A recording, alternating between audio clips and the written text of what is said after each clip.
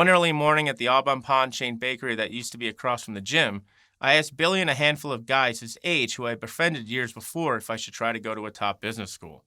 Their answers were a resounding no. This was 2002 after the dot-com bust.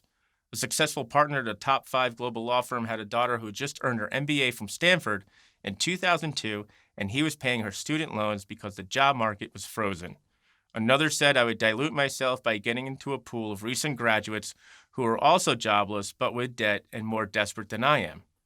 Billy, being his very frank self, told me to leverage my network and do something entrepreneurial. I wasn't married, had no debt, and lived in a 5-story walk-up on the Upper East Side.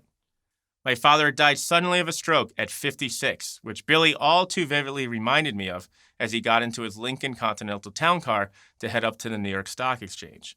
He looked at me point blank and said, quote, "What the hell do you have to lose? These guys want to help you. Do you get it now? You're the mensch." Quote. That's all I needed to hear. In other words, I was really only responsible for feeding myself. I lived in a 400-square-foot Upper East Side studio apartment on East 85th Street. I paid $1,100 in rent for the privilege of filling it with paper and filling it with boxes. For a while, I lived and worked out of that studio before moving into an office on 21st Street. Once I could afford it, I moved into a nice, prestigious office on 5th Avenue at 23rd Street.